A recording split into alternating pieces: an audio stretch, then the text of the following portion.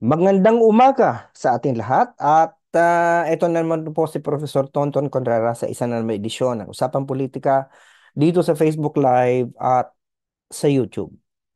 Alam ko sa maraming tao hindi maganda ang umaga o maganda ang hapon. Well, umaga sapagkat dito sa Pilipinas sa ngayon, lahat tayo ay nabulabog ng napakalakas na bagyong si Christine. Sa totoo lang, hindi naman talaga malakas yung bagyo. Hindi ganun kalakas ang hangin kung titingnan natin. Pero sa mga naranasan ng mga tao ay tila baga kakaiba sapagkat may mga signal number one lang ang nakaproklama o signal number two pero parang ang hangin ay ang lakas-lakas. At ang mas mabigat nito ay ang dala nitong ulan. Napakalakas na siyang naging dahilan para bumaha sa napakaraming bahagi ng Luzon. Nakita natin na bumaha sa Bicol, sa Calabarzon, at maging sa Metro Manila. Subalit ang pinakanasalanta dito ay ang mga probinsya ng Bicol at ng Southern Tagalog. May mga namatay. Ang huling tala ay 81 na yata o at least 80 ang namatay. Karamihan sa Bicol at sa Calabarzon. Sa Batangas na lang merong halos yata ay 6 na po ang natabunan ng landslide sa Talisay, sa bayan ng Talisay na malapit sa pampang ng Taalik. Ah, Nakalulungkot at ito ang isa sa mga dapat nating pag-usapan. Natalakay ko to nung isang linggo sa punto de vista nung Huwebes at Biyernes. At yun ang isang magiging major na pag-uusapan natin sa ngayon. Pero bago muna yun, nung Lunes, Martes at Miyerkules, tumutok tayo sa mga usapang tamang asal sa politika. Ah, Napag-usapan natin ang matitinding mga binitawang salita ni Vice President Sara Duterte sa kanyang press conference. Ah, at ang reaksyon dito ng mga tao at ang sa kabilang banda naman nakita natin ang napakagandang tanawin na kung saan ay si dating Vice President Leni Robredo at si Pangulong Marcos ay nagkadaupang palad sa Naga. So, ito ay isang maganda ring pag-usapan. Bagamat alam ko na ang iba ay sasabihin, bakit politika ang pinag-uusapan? Ang dapat nating tinututukan ng pansin ngayon ay ang ating krisis. Pag-uusapan din po natin yan mamaya. At ngayong linggo nga, ang bala ko sa punto de vista ay napalaki ng aking pag-uusapan doon ay tungkol nga sa mga sitwasyon sa pagbaha, ano yung mga scientific na ugat nito. At mamaya, sa second part ng ating usapang politik ngayon, yun ang aking tatalakayan. Pero unahin muna natin kasi yung tinalakay ko noong Lunes, Martes at Miyerkules at ay tungkol nga sa ano ba ang tamang asal sa politika. Sapagkat nakita natin both ang pangit na mukha nito at ang magandang mukha nito. Paano ba dapat natin tamang pakitunguhan ang mga politiko? Ano ba dapat ang pakitungo natin sa kapwa natin pagdating sa politika? Balikan natin yung ibang mga nasabi ko na sa mga dating episode ng Punto de Vista at maging sa usapang politika. Ang nag-trigger nito para pag-usapan natin ito ay yun ngang mga maanghang at mga below the belt na mga pinakawalang salita ni Vice Presidente Sara Duterte tungkol kay Pangulong Marcos tungkol sa gobyerno. Nalungkot ang marami, nagulat ang marami nung siya ay parang sa iba nga parang nawalan na ng ulirat, parang nawalan siya ng malay, nawalan siya ng malay sa kung anong katwiran. Parang sabi nga ng iba, naging napaka-unhinged. She went on a public meltdown. Na parang ang sabi nga ng iba, taitilan na baliw na at hindi na alam yung sinasabi. Sapagkat hindi nga naman natin masisisi ang ibang kababayan kung ganun ang iisipin. Sapagkat yung mga binitawang salita na ah, gusto niyang pugutan ng ulo ang Pangulo, nagkaroon siya ng ganung pagnanasang i-behead ang Pangulo. At yung openly sinilay niya kung paano niya pinagbantaan si Senadora Amy Marcos na kapag hindi tumigil ang administrasyon ng kanyang kapatid, ng kapatid ni Pangulong ni Senator Marcos sa pagkikriticize sa kanya at sa kanyang pamilya, ay, ay nagbanta siya mismo personal lang huhukay sa katawan o bangkay ng ama ni Senator Imit ni President Marcos na si dating Pangulong Ferdinand Marcos Sr. na nakasapuyan nakalibing sa libingan ng mga bayani. At itatapon niya ang bangkay na hinukay niya sa West Philippine Sea. Alam natin na hindi siya seryoso doon.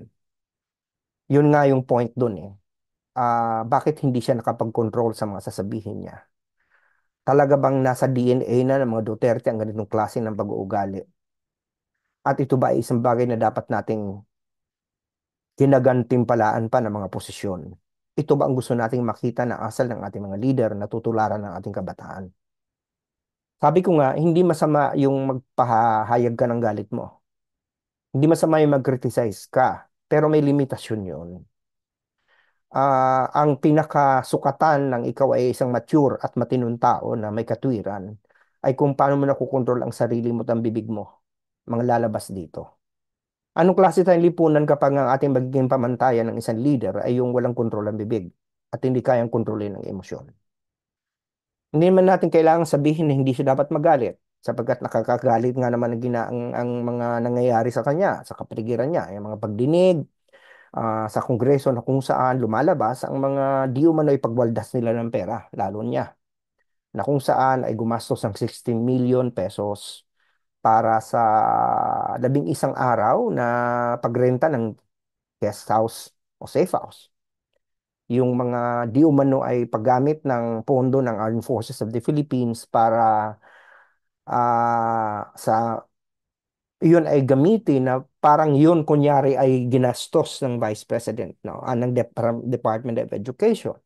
So, kapag nga naman ikaw ay nalalagay sa ganitong alanganin, pag ikay nasusukol, gusto mong maglabas din.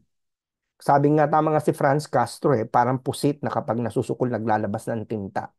O tawagan nating squid tactic. Tama-tama yung sinabi ni Franz, ni Representative Franz kay Vice President Duterte. Nakalulungkot sapagkat hindi man natin siya inalisan na magalit.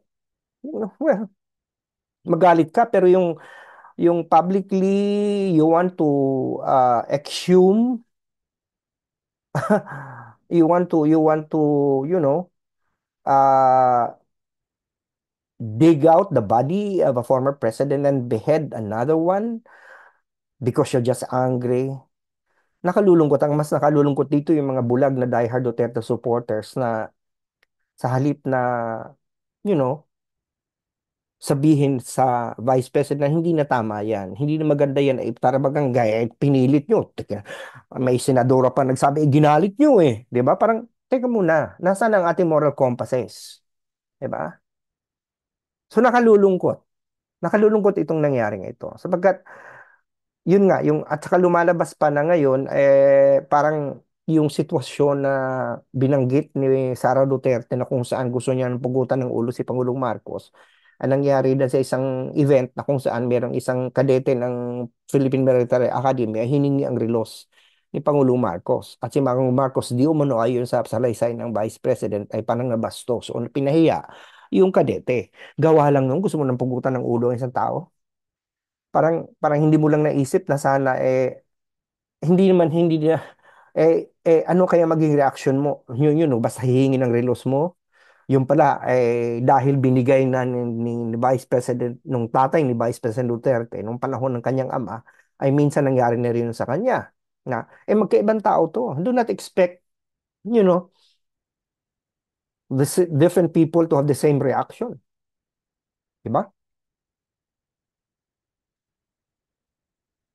Nakalulungkot. Nakapanlulumo. Diba? Bihirang parang ang salit na ang isipin ano nang kayang klaseng tradisyon ito na ngayon sinasabi ng PMA hindi naman daw pala tradisyon yun. At naparusahan nga yung kadete sa ginawa sapagkat hindi naman tama yun kadete ka pa lang bakit para bagang humingi ka na agad ng parang pabuya, di ba? Parang hindi na maganda to ganun ba parang sanay ba itong pamilyang ito na magbigay ng pabuya? Katulad ng lumalabas sa mga revelasyon ngayon sa Quad Committee na may mga pabuyang binibigay pag na ginagawa ang gusto.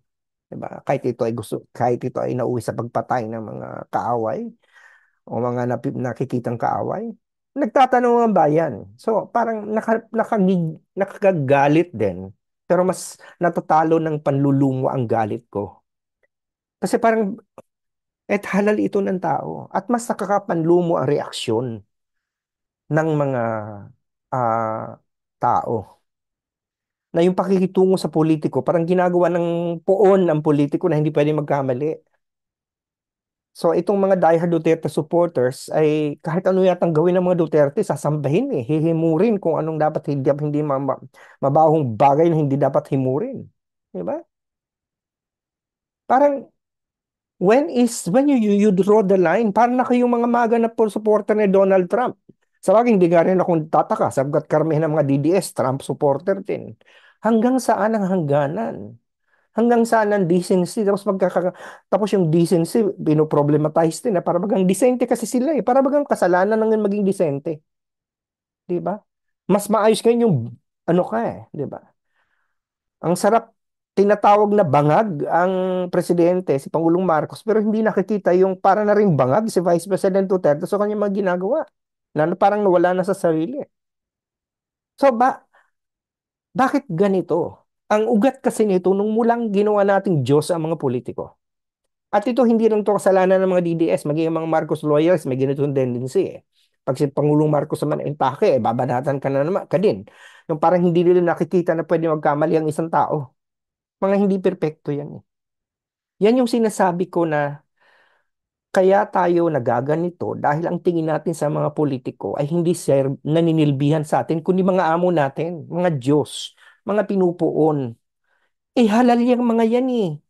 Sila yung mga pinisweldo natin, mga sweldo niyan galing sa atin. Dapat tayo nagsasabi kung tama o mali ang ginagawa nila. Wala eh. Sinasamba. At ito hindi lamang ito kay Duterte. Maging kay Marcos, maging kay Robredo, andun yung pagsasamba. Na parang hanggang pinupuon na yung politiko. Hindi yan tamang asal sa politika. Ang tamang asal sa politika sa mga leader ay hindi dapat kayo balat sibuyas. Dapat kayo ay nakikinig sa bayan. Dapat sensitive kayo sa mga kritisismo ng mga tao. Na ang sensitivity nyo, yung makinig, mag-respond, pero sa isang disente, isang sibilisado na paraan. At binabantay nyo dapat ang mga lumalabas sa bibig nyo. Namihasa kasi ang mga DDS kay Pangulong Duterte na disruptor. Akala nila, alam mo yung ako nga ang tingin ko yung ginawa ni Sara Duterte, hindi naman talaga yun nabaliw eh. Hindi naman siya nawala ng wisyo, sinadya niya yun. Sinadya niya yun na gayahin ng kanyang ama, sabagat ang ama niya disruptor. Di ba ang ama niya noon, the more na magmura si Pangulong Duterte, the more nagpapalakpakan ng mga DDS. The more na hamunin niya at threaten niyang patayin ang mga kaaway ng bayan, nagpapalakpakan ng mga tao. Di ba? Akala ni Sara Duterte gagayahin din niya yon at makakalusot siya. Na parang bakit? Kasi gusto niyang i-distract ng attention doon sa nangyayaring investigasyon tungkol sa mga pagwaldas ng pondo ng bayan. Yun. Hindi naman naging effective sapagkat patuloy ang pinag-uusapan. Lalo tuloy ngayon na punta sa pag-iimbestiga sa kanyang mga maling ginawa nung siya ay VP at DepEd. Hindi naman na-disrupt yung politika eh. Kasi iba na ngayon ang panahon. Unang-una, hindi na nila kontrolado ang Kongreso. Pangalawa, abay, may mga iba pang mga nagkukumpit na ngayon for power. Election next year. So marami mga gusto magbida. Di ba? At aminin na natin, hindi na popular ang Duterte sa ngayon. Imagine 15% na lang ang sumusuporta sa kanila. Down to 15% at bumababa ng bumababa. At ang trust and approval rating ni Vice President Duterte ay bumababa din. Dati napakataas. So, you know, ang tamang asal ng leader ay may restraint ka. May determinasyon ka, may political will ka, pero may restraint ka. Ano man naman tamang asal ng botante? Ang tamang asal ng botante, huwag mong sambahin ng mga politiko. Makinig ka sa kapwa. Huwag kang masyadong defensive sa mga sinusuportahan mo. At huwag ka namang offensive dun sa mga taong kinikriticize mo. Na para bagamang critical ka sa isang tao, parang wala nang makita kang tama sa ginagawa. Pag naman ito yung taong supported mo, parang wala ka nang makitang mali sa ginagawa. Di ba? Hindi yan ang makatwiran. Ngayon, kaya nakakatuwa naman na makita natin na sa kabila nitong mga toxicity na to, yung pollution, yung nangyayaring, parang may itinga, yung man makitinga ko kasi yung background. Ito yung sinasabi ko na parang dahil sa toxicity, sa hangin ng politika, nawawala na ng gana ang mga tao na parang tingin nila napaka-negative. Pero kaya dito maganda yung timing nung nagkita si Pangulong Marcos at si dating Vice Presidente Leni Robredo sa Albay, sa Sorsogon, na kung saan sila nagkamay, nagitian, at kahit maikli lamang na panahon na ipakita na meron naman palang natitira pang pag-asa sa politika. Itong ginawang ito ni Robredo at ni Marcos na dati magkaaway at magkagalit sa politika, nagkaribal. Tinalo ni Leni si President Marcos doon nung 2016 sa pagka-Vice President at nitong 2022 ay tinalo naman ni President Marcos si dating Vice President Duterte na Robredo sa pagka-presidente. Napaka napaka pait at yung matindi yung rebela nun. At kahit nga sa mga supporter, nag-aaway-away, di ba? Alam ko yun sapagkat ako mismo nasa gitna nitong kontrobersiyang ito, di ba? Ang dami kong kaibigan na hindi na ako kaibigan o kaya kinancel ako, hindi na ako in-unfriend ako, di ba? Sabagay, pag nakita ko sila ngayon, parang walang nangyari. Ganun man talaga ang politika eh. Parang siguro nakikita nitong mga taong galit sa akin na hindi naman ako ganun karabi, di ba? Parang, you know, nararanasan ko yan eh. Na hindi dapat na nag-aaway sa politika, politika lang yan. Di ba? At nakita natin yan dito sa dalawang leader na ito. So, hindi ba ang ganda ng contrast habang si Leni Robredo habang si Sara Duterte nagwawala doon sa kanyang press conference. Makita natin yung pagtatagpo naman ni Robredo at ni Marcos para ipakitang hindi lahat katulad niyan. Hindi lahat ay nawawala ng wisyo. Hindi lahat ay ganyan magbitiw ng salita. Alam mo, ni minsan, kahit, eto masasabi ko kay Leni Robredo, o kahit sa mga oposisyon, ah galit sila kay Marcos. Marami sila mga sinasabi. Pero ni minsan hindi ko yata narinig si Leni Robredo na magbanta na pupugutan ng ulo si Marcos. Di ba? O naisip niyang pugutan ng ulo ang Pangulo. Parang, o kaya hukayin ng bangkay at itapon sa dagat. Di ba? Doon mo makikita yung civility. Doon mo nakita yung inner character. At ang character, importante. Importante yan. At hindi lamang dapat karakter ng politiko, kundi tayo din, ano ba yung karakter natin bilang mga mamamayan. Kaya ako, hindi ko na binabasa yung mga kritisismo sa akin. Kasi pare-pareho lang naman eh. Hanggang ngayon, may mga taong tumatawag sa akin kalbo eh. Kita nyo naman, di na ako kalbo, di ba? Yung isa nga natawa ko eh. Tamo si ako daw eh nagsuot na ng piluka. Parang ayun sa bunutan nyo kung piluka yan, di ba? Oo, oo, hindi piluka yan. Tinatago ko na daw yung pagiging ano ko. Parang sabi nga nung isa, na-appoint lang daw akong vice chairperson ng PTV Network. Ay may nagkapera na akong bumili ng wig na akala mo itunay. Ayan, mga katangahan at kabobohan, di ba? Dahil, yun ang point, nagiging bobo at tanga dahil hamon sa politika. Di ba? Dahil sa politika ay linalabas ina-advertise ang katangahan at kabobohan. Alam mo, dati, ayokong magtawag ng tanga at bobo. Noon, dati sabi ko, wag niyo namang tawagin tanga at bobo ang mga tao, ganyan, ganyan. Pero ngayon, nararamdaman ko talaga, sarap tawagin tanga at bobo ng mga ganun. Di ba? Yung magpo-post na, kaya daw ako nagki-criticize lagi sa mga Duterte at sa mga pabor ako sa mga Marcos. Dahil daw naghahanap, neto, nabigyan na daw ako ng posisyon. Para bagang, para bagang itong posisyon na to ay parang dito ako yayaman, di ba? Naku, kung alam nyo lang, di ba? Parang parang for me it's an opportunity to serve the country. Kaya bakit ko tinanggap? Dahil gusto ko ma-improve ang kalidad ng broadcasting, lalo na sa government media. Hindi ko inisip yung bayad dyan. At kung alam nyo lang kung magkano honorarium kada meeting ng mga yan, baka kayo ay, hindi wala sa sweldo yan eh. Yan ay sa oportunidad na makisilbi sa bayan.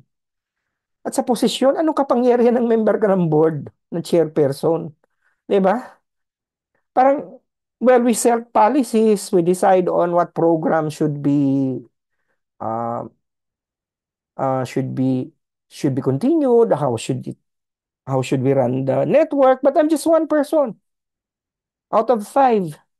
Hindi ba? Ano kapangyarihan meron ka doon? Hindi pa. It's a collective body. So parang natatawa ako pag ganun eh. Doon mo makikita yung katangahan at kabubuhan ng mga tao pagdating sa politika. Dahil naman sa politika, ika-cancel ang kaibigan, ang kapatid ay hindi ka kausapin, ah, iba-block ang mga tao, 'di ba? I-unfollow, tapos after that, ano mangyayari? Hindi ka kakilala ng politiko eh. Hindi ba? Parang para saan? Para saan ka nagpapakatanga at nagpapakabobo?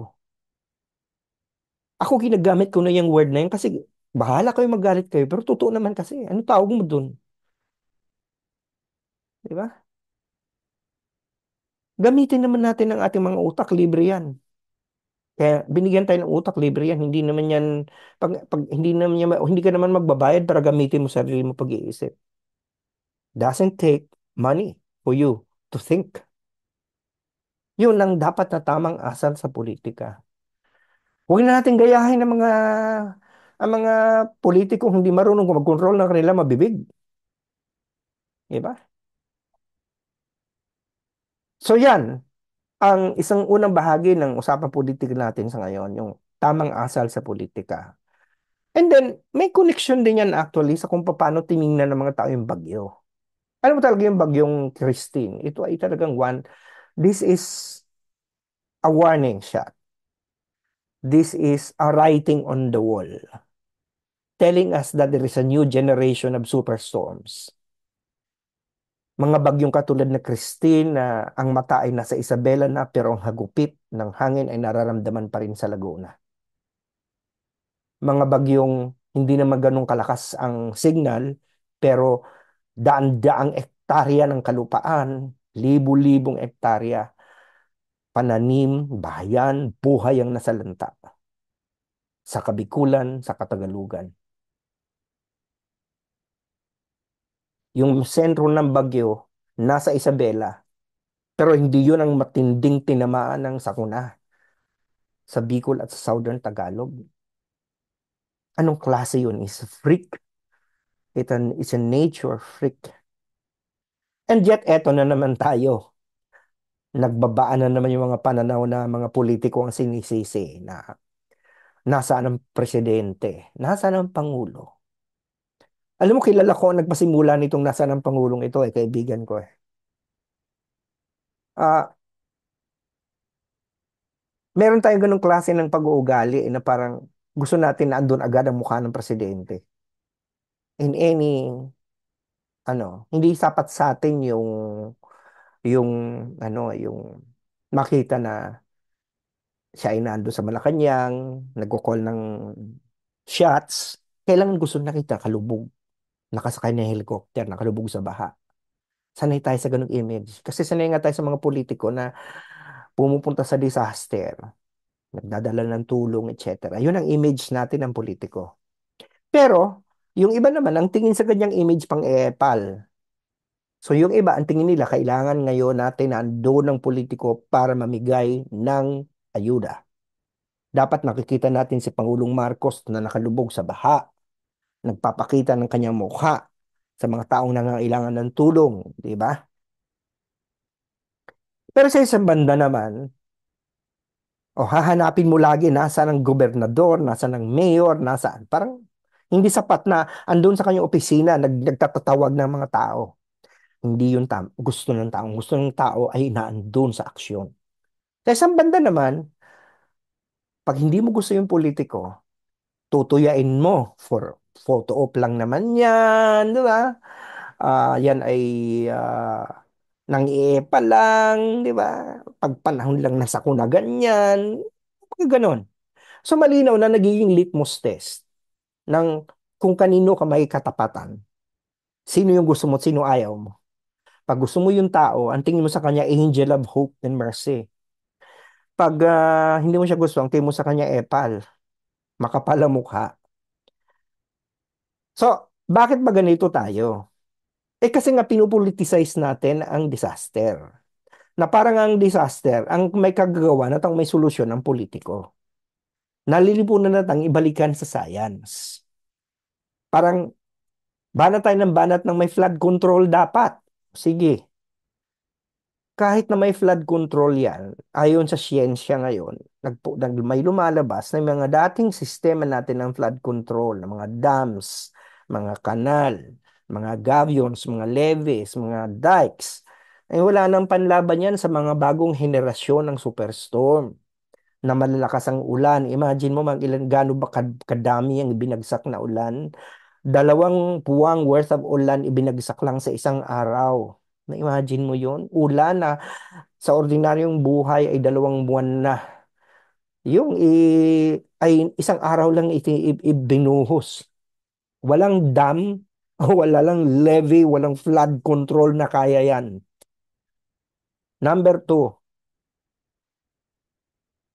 kapag umaakyat na ang dagat because of climate change, wala nang epekto na yung mga yan. Lahat ludo sa mga lugar na bumababa naman ng lupa dahil sobra mong sinipsip na yung tubig.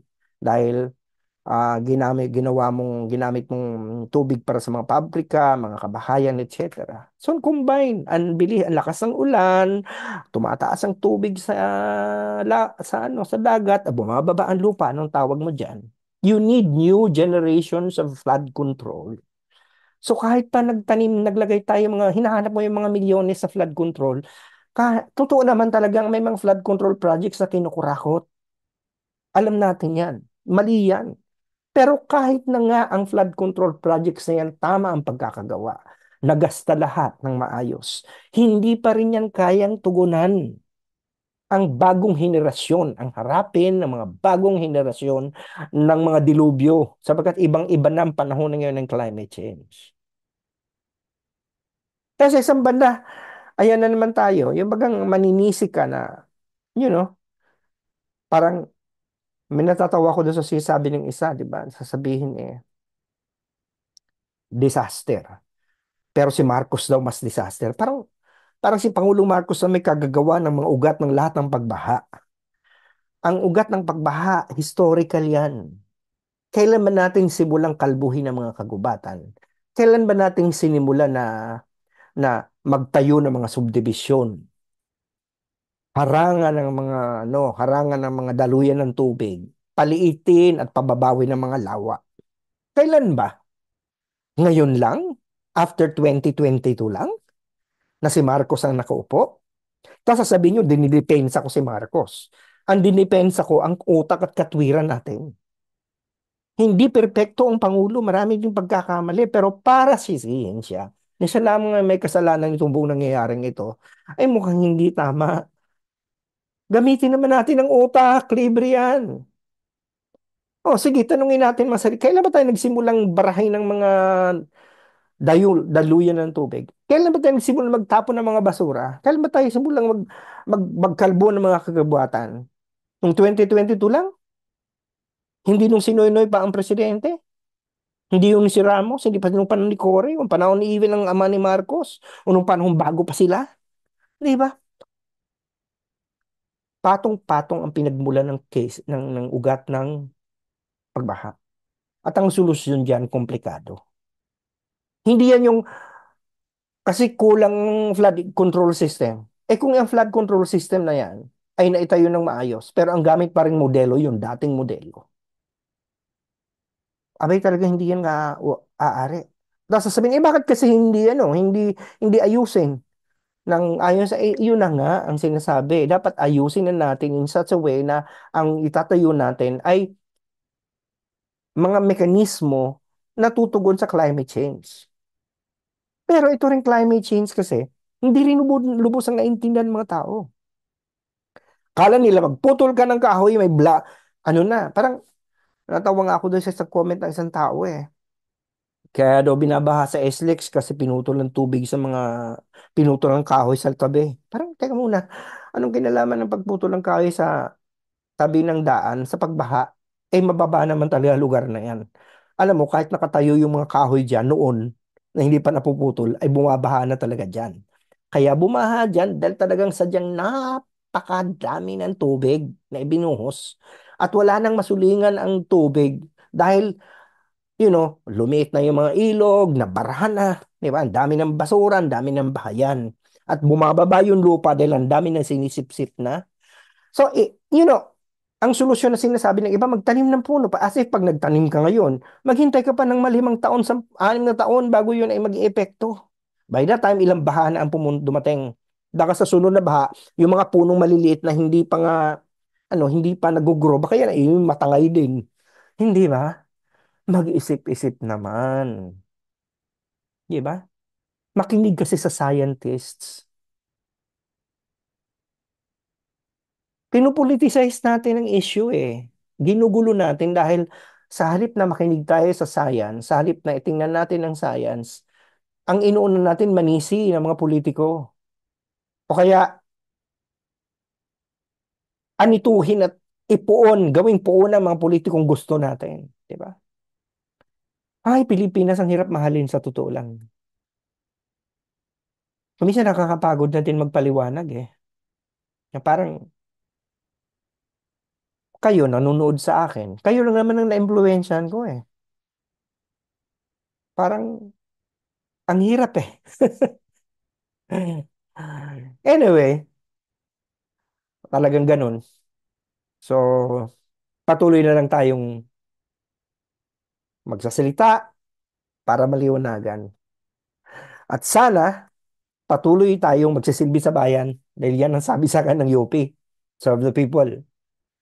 At talagang kahit mahirap, kailangan nating lagi magtuturo ng kaisipan, kaplos ng mga puso, para kahit papano, kahit kayo lang mga nanonood sa akin ng mabagong kaisipan. Kung mabago ko ang kaisipan nyo, kahit konti lang, kahit sa usapang politikal lang. Dahil sabi nga sa akin ng Lasal, teach mind, touch heart, and transform lives. Pero mahirap minsan eh. Minsan gusto ko na sumuko. Parang, ano ba to? Kada linggo magsasalita ako. Pero nababago ko ba talaga ang kultura ng Pilipino? Suntok sa buwan. Pero di bale. Patuloy pa rin tayo kasi at the end of the day, kung maghaharap na ako sa aking naglikha sa akin at titimbangin ako, masasabi ko taas no, na ginawa ko ang gusto, ang trabaho ko. Hindi ako nag-contribute sa problema. Sana lahat tayo ganun. Ganyan ang tamang asal sa politika. Ganyan din ang tamang paraan para malusutan natin itong mga krisis na ito katulad ng mga matitinding pagbaha. Sige, dyan na lang muna. Kita-kita lang tayo ulit next week. At patuloy po kayong sumubaybay sa Punto de Vista. Medyo napalate na po ang aking broadcast after mga 7:30 na. So, abangan niyo po ako sa Rise and Shine Pilipinas sa programa sa PTV4 kada araw. At abangan niyo rin ang aking Punto de Vista, ang aking usapang politika next week. Sige, doon po sa mga nasalanta ng baha at patuloy na naglilinis ng kanilang mga bahay o may mga kamag-anak na gano'n, kalakas loob lang yan po yan. Patuloy po tayong umasa, manalangin, magdamayan sapagkat wala po tayong choice kundi gawin yan. At, you know, umasa po tayo na, you know, malulusutan natin itong mga to. Awa ng Diyos, awa ng may kapal, at awa ng universe. O sige,